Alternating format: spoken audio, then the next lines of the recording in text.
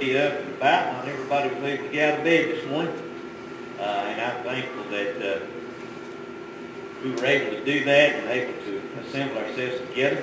Good to be back. We had a good time, good vacation. I know others of you have been away. Good to see everybody back. Maybe things will be settling down after the holiday period and things will get somewhat back to normal, if there is such a thing as normal, as far as human beings are concerned. Preston was here last week. I think he started in chapter 11, somewhere in the middle part of the chapter. What did y'all talk about last week? Because I haven't talked to him. I don't know how far he got or what y'all talked about. Were y'all here? Those of you that were here, what did you talk about? Talk about what? You finished chapter 11. Okay, so you went through 11. Okay. Was he on his high horse and flying through there? Okay. Okay, good. Well, he did a lot better than I do. I don't ever get finished on single like my intentions are good. Okay. What I want to do then this morning is sort of that sort of finishes out that section. I want us to go back to the end of chapter 11 here in just a few minutes. But to kind of recap, we started this particular section back in Matthew chapter 8, and verses 8 through 10 there in reference to the centurion and the desire to have the blessings of Jesus through the healing. I think this is the one with the healing of the servant. But all of these passages that we've been looking at, things we looked at there in chapter 11, back in chapter 8 as well, have a relationship to the church. And I think that sometimes in our study, in studying it, we may not always make a point. I know as a teacher, what you try to do is to look at the text, to evaluate it, look at definitions and those types of things. But when all's said and done, it comes down, what in the world does this have to do with me? How does this apply to me? And that's sometimes a chore. And I guess as a teacher, I don't always get that done. But it is a goal. And I think as we look at this particular section, it's important for us to think about the relationship of what is talked about here with the centurion and the widow of Nain and the raising of her son and those types of events, what that has to do with the church. Well, in reference to the centurion, we talked quite a bit about faith and the fact that we can't please God without faith. Hebrews chapter 11 and verse 6 makes that very plain. So our trust in God is going to affect our actions. If we really believe in God, this centurion had a great faith, a faith that Jesus talked about with his greatness in comparison to other folks. And he believed that Jesus could heal his servant even without being there.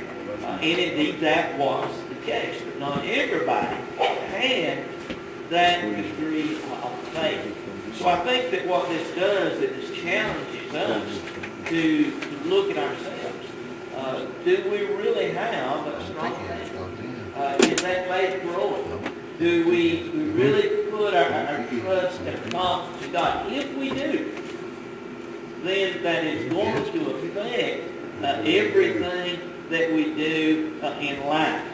It affects our worship, our faithfulness in worship. If our faith is strong, then that's going to be very, very important to us. It's going to affect me in reference to my Bible study. If my faith in God is really strong, then the Bible study is something that's going to be really important to me. in talking to others about Jesus. Again, all of that's affected by our faith. And this particular centurion illustrated by his request that he had a faith. He really, honestly, sincerely believed that Jesus could perform this miracle. And indeed, Jesus did. So how strong is my faith? Also, in a parallel passage of this section, back in Luke chapter 7, we find the emphasis on the comfort and the compassion of Jesus. And we see throughout the miraculous period of time, Jesus was said to have solved the multitude. He was said to have listened to the man that had leprosy. When he saw that the widow of Nain, her son had now died, her husband has already died and left her alone, and Jesus was said to have had compassion. And out of that compassion, he extended comfort to these individuals. When we think about our relationship today, it's a challenge, I think, for us not to allow our hearts to get harder to those around us that are down and out with their troubles and their problems. You know, we sometimes look at government support and government help and all of the different government programs, and it is a fact that in our country, we have a much better situation to help take care of people that are poor or down and out for one reason or the other. And yet, there are still folks all around us that don't have what we have and don't have the advantages that we have. It's easy, I think, for us to maybe, to say, well, that person, they ought to work. Or they ought to do this, or ought to do that. In many cases, that's probably true. But then there's other cases when people would love to work, but they're physically unable to do that. There are those that are seeking jobs, and honestly seeking jobs, and just haven't been able to get what they need or what they want. So, as we look at Jesus, we see a man of comfort and compassion. And extending comfort and compassion is not an option for us as Christians. It's something that we have. If we want to be like Christ, we've got to be a compassionate people. And we've got to be looking for opportunities to help others. Opportunities, to do good. That's one of the reasons that I've always enjoyed the month of December. When you get in, particularly the period of time between Thanksgiving and Christmas, and it's because you see more people helping more people. And it's sad that maybe that's just in that particular period of time, or maybe it's the fact that it's just more noticeable. But folks seem to be more likely to be looking to do something without expecting something in return. Well, that should be my life, and that should be yours. That we're constantly looking to help, looking to comfort, looking for something that we can do for somebody else, especially those that can't give back in return. We can, if we're not careful, kind of get to where we give to those that give to us. And that's just not where we need to be. We need to be examples of the verse that says it's more blessed to give than to receive. And I think that is brought out in these passages here as well. Also, we look in the beginning of Matthew 11 at John, and we talked about the fact that it seems that he had maybe some doubt, and we speculate on that, of course. It may not have been so much doubt that Jesus was the Christ, that he was the Messiah, as it may have been that John wanted his disciples and others to recognize this. But regardless, doubt is something that's going to be there. There's going to be times of doubt. There's going to be times of discouragement. There's going to be times of frustration with us in living our lives. Sometimes we get discouraged with ourselves. Sometimes we get discouraged and disappointed with one another. We must not allow those things to cause us to stop short, to cause us not to keep on, keeping on. And John, of course, was in a very discouraging situation, being in prison, and maybe that affected his attitude. I think it would probably affect everybody's attitude if we found ourselves in that kind of position that he was in, not being able to be out to preach and teach the way that he once had. But it is something to be expected, and there's no sin in doubt. There's no sin in discouragement. Sin comes when we allow those things to cause us to stop doing what God would have us to do, what God wants us to do. Anybody with a thought there? Okay, another thought before we move on to the end of Matthew 11 is there's a lot of things that we learn about Jesus in this particular section. We know that he was a person that really noticed other people.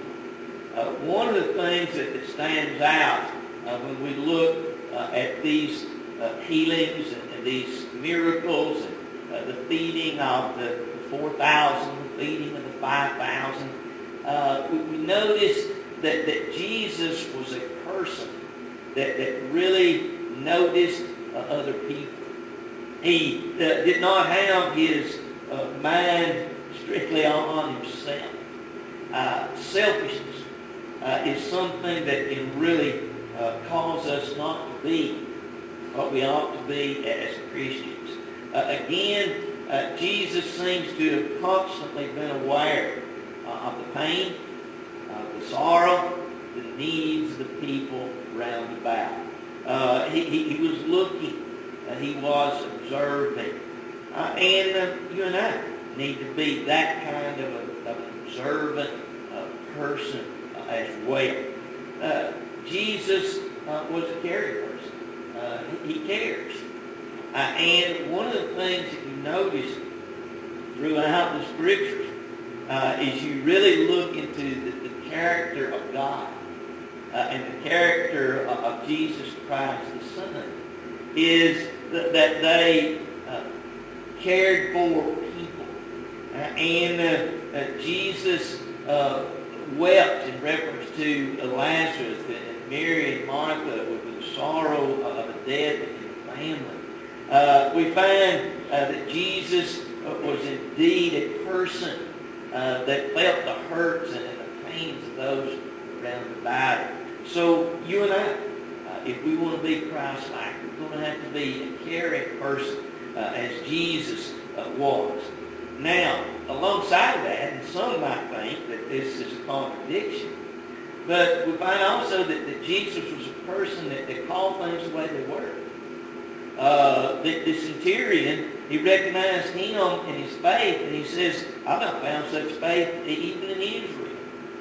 Well, some might have thought, well, that don't sound too good about Israel, about the Jews. In Matthew 23, Jesus had dealt with the scribes and the Pharisees throughout his life, and particularly in his ministry. But some 7 times or so in that one chapter, he refers to these folks as hypocrites. Jesus called things what they were. He was honest.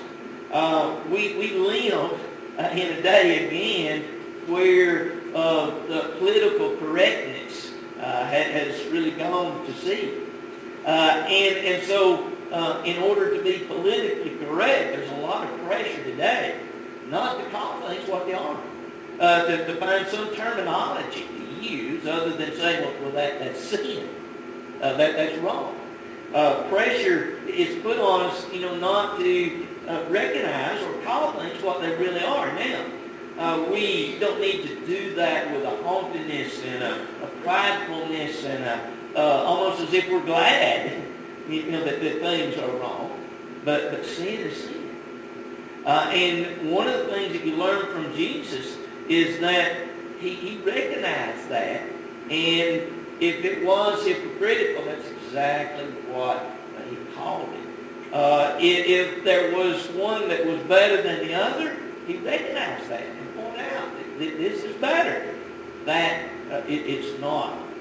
And we're going to get into a section here where he met with Simon the Pharisee, invited him into his house.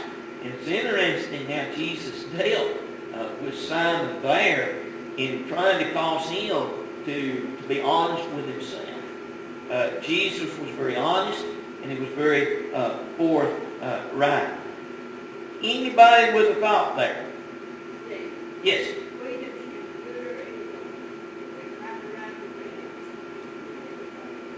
And Jesus didn't do that, did he? You're right.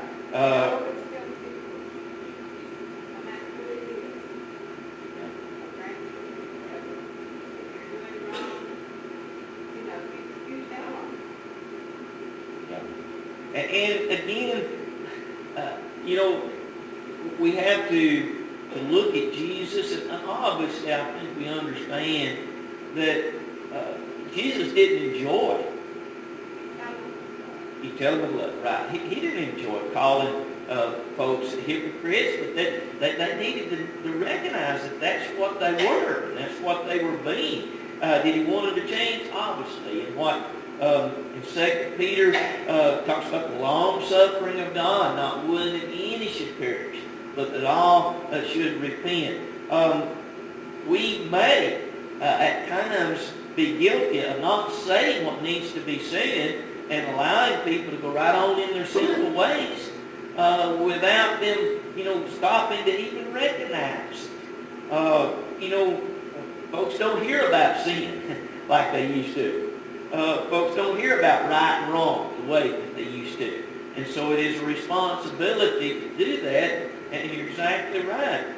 We've got to, as they say, you've got to call a spade a spade. We do it with love, and we do it with compassion. But if we're not doing it, as Christians, it's not going to be done, right? It's simply not going to be done.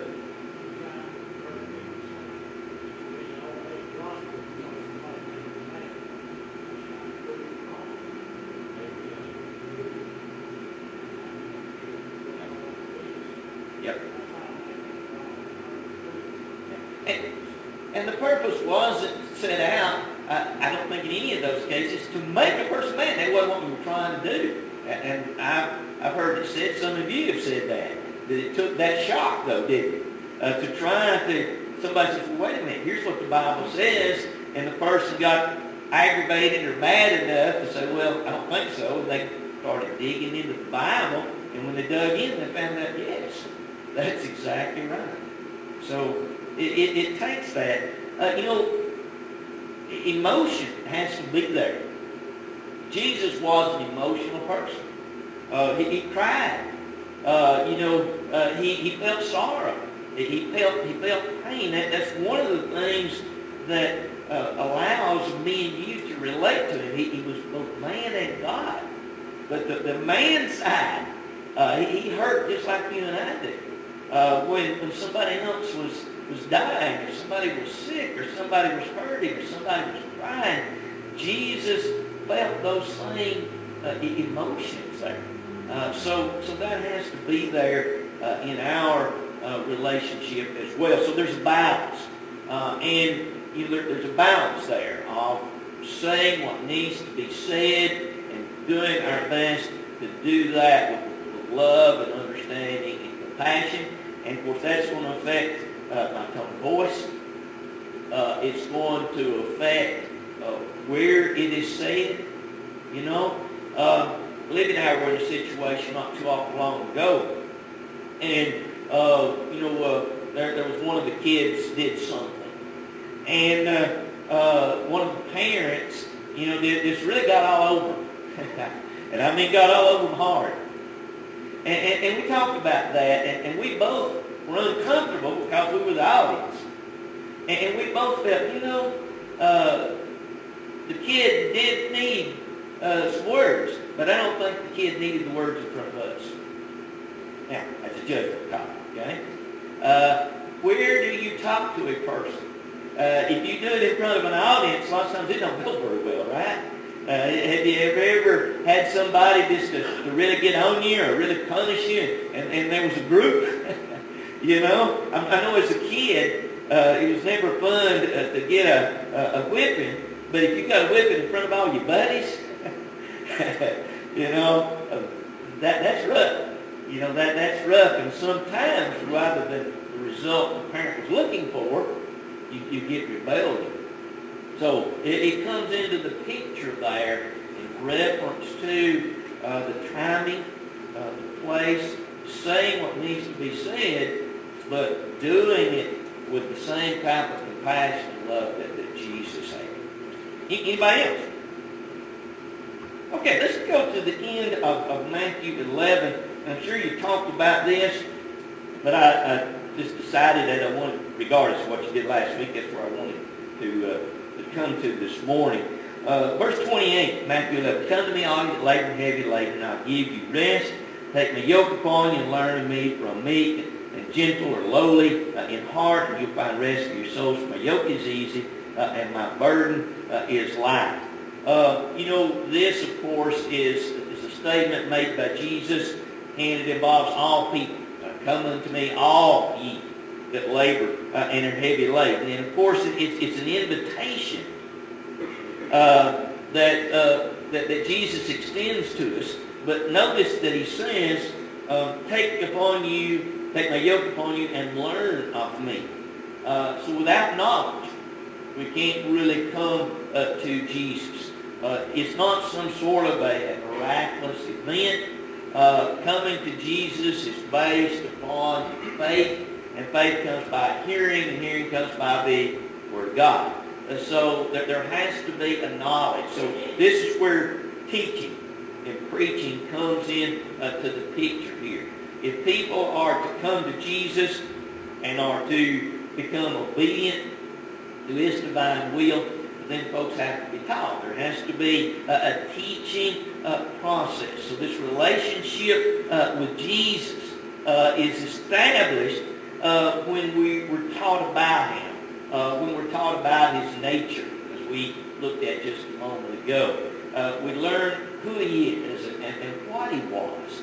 And hopefully as we study these passages, our awareness and our knowledge of that just continues to develop and grow.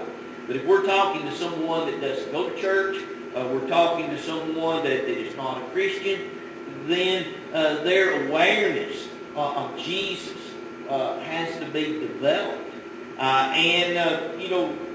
Again, you hear the stories about the birth of Christ, and you see the nativity scenes and all those things. It really doesn't tell us what we need to know.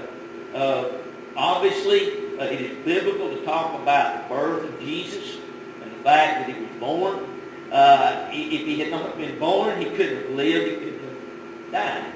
But it is His life and that death that really tells us who Jesus was, and then that glorious resurrection. So we have to develop a knowledge to be able to let people know who He is, and that He is a person that invites everybody to come. He is a person that will help us with our burdens and our troubles, but that cannot happen unless we develop a knowledge of Jesus.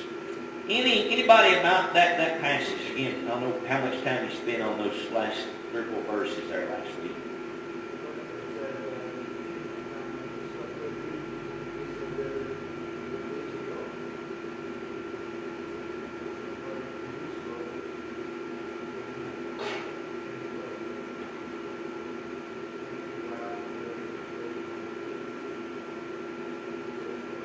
And that is a learning process. I know Libby used to read to the kids all the time. I don't remember which one of the books it was, but in particular book, might have been one of those Little House on the Prairie books, I'm not sure. But anyway, one of the boys was given two small calves, and he started teaching and training them to wear that yoke. They got in trouble at different times. Calves run off, got stuck in the ditch, and this happened and that happened. They broke things, but eventually they learned to wear that yoke and to be, a set of oxen and to be useful. You're exactly right. It is a learning process again, isn't it? But there is a yoke. There is work to be done, and it takes learning and developing ourselves to get to that point. Okay, good point. Okay, what I want to do now is look at, I think this is the section, that Jim read for us there a minute ago. Let me see where maybe y'all looked at part of that last week. Get myself together here. Now, what I want to do is go back to Luke. Let's go back to Luke chapter 7. I've enjoyed this study of looking at it in chronological order, but I know if you're like me, sometimes going back and forth can get a little bit confusing, trying to figure out, part of the time I think I'm in Luke and I'm not, I'm in Matthew or vice versa. But around this same period of time, Luke chapter 7, beginning with verse 36. Now this is a case where Simon, if you look on down to verse 40 of Luke chapter 7, Jesus answered and said to him, Simon. So Simon is the Pharisee that had invited Jesus into his home. Now, there's three different occasions that this seemingly happened, this type of an invitation where Jesus was invited and was with a group of the Pharisees. That's chapter 7. In chapter 11 of Luke, and about verse 37, there is a second example of that, where he talks to the Pharisees and also some of the lawyers. And then in Luke chapter 14, beginning in verse 1, there's a third situation where Jesus was with the group of the Pharisees. So three different occasions that Luke records for us. Now the Pharisees were, the religious leaders of that day. You had your Pharisees and your Sadducees. The Pharisees were the biggest group. They were the group that catered more to the common people. The Sadducees were a little bit more political and were more wealthy as a rule. So did not relate to the common people as well as the Pharisees did. So if you were looking at those that would have been considered the religious leaders from among the Jews of this particular day, you would have dealt with the Pharisees. And of course, Simon is one of those. Now, on each occasion where these invitations to invite Jesus into the home, to eat with him, to listen to him, in each of those occasions, these Pharisees likely regretted inviting. Again, because of his honesty and because of the way that things turned out. Jesus, he didn't play games. He didn't play games. He told the people what they needed to know. Let's look at this first section here. Verse 36 there in Luke chapter 7. And one of the Pharisees asked him to eat with him, and he went to the Pharisee's house and sat down to eat. Now, this a sideline point here. Many probably would have considered the Pharisees kind of the enemy here. These were the religious leaders. And Jesus had pointed out their hypocrisy, pointed out that they were not doing what they ought to have done. But the only way that you're going to teach somebody is to sit down with them. And so Jesus accepted that invitation. And behold, verse 37, a woman in the city who was a sinner, when she knew that Jesus sat at the table of the Pharisee's house, brought in an alabaster flask of fragrant oil. Have you ever had somebody crash a party? Well, here's a lady that crashed a party. She was not invited. They didn't invite sinners. That's interesting, isn't it? Because they were what? They were sinners, right? But they didn't look at themselves that way. Now, we need to think about that a little bit. How do I look at myself? The truth of the matter is that I am a sinner preaching to sinners. The difference, hopefully, is that I have been forgiven and I am saved, preaching many times to those that are not, or on occasions, obviously, preaching, I guess more times than not, rather, to those that have been saved as well. But if I ever forget that I am a sinner, then this problem of pride and this problem of having an attitude of looking down on people comes into the picture, and that's what we're seeing here. She stood at his feet, verse 38, behind him weeping. It's interesting that she was behind him. That could have been, as was pointed out, when they would eat, many times they would lay down, and your feet were away from the table, you were facing the table, maybe raised up on the elbow. They'd have tables up like we do, chairs that were lower platforms, so maybe that's why she was behind him. She began to wash his feet with her tears, and washing feet was an act of kindness and thoughtfulness, and it also was something that was done as a rule by the lowest of servants. Now, what you start to see here is this picture. You got Simon and you got his Pharisee buddies, and they would not have had this woman in her house, in the house. Probably would have thrown her out if Jesus had not been there. So you got the Pharisees, and with that kind of an attitude. And then you got this lady who is willing to wash the feet.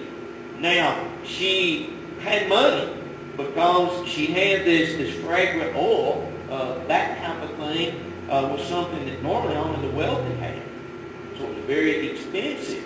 For the common person, you wouldn't even have had that. So she starts doing that to wash his feet with her tears and wiped them with the hair of her head. And she kissed his feet. You ever kissed anybody's feet? And maybe you have. I don't hear about it. And anointed them with fragrant oil. So very costly, but everything that she did suggested a penitent, humble individual. Now when the Pharisee who had invited him saw this, he spoke to himself saying, he didn't say it out loud, right? He thought, but Jesus knew. He thought, this woman, she's a sinner, and Jesus, if he's not a sinner, should not allow her to touch him. He was thinking about what he thought, but Jesus knew, didn't he? Jesus knew her heart, and he knew exactly what was going on.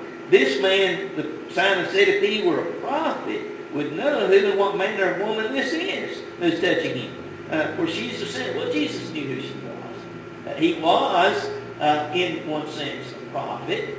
He did know, but obviously the conclusion that Simon made was wrong. And so now Jesus turns to Simon. I have something to say to you. And he said, teacher, say it. That was a time of respect. There was a certain creditor who had two debtors, one of 500 denarii and the other 50. He lays this out here in reference to forgiveness, and noted the thankfulness of this lady that had come. Verse 44, then he turned to the woman and said to Simon, do you see this woman? I entered your house. You gave me no water for my feet, but she has washed my feet with her tears and wiped them with the hair of her head. So he's contrasting. I would imagine that old Simon's face is getting red. What do embarrassing situation here where Jesus was telling him what he really needed to know.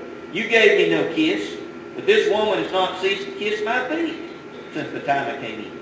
You did not anoint my head with oil, but this woman has anointed my feet with fragrant oil. Time's going, but we'll try to start right there next week and look at these other two situations. But in verse 50 sort of concludes in reference to her faith. But here was a powerful lesson on attitude. And each of us need to carefully think about how we look at ourselves and how we look at others. Appreciate your comments this morning. Reach out and touch the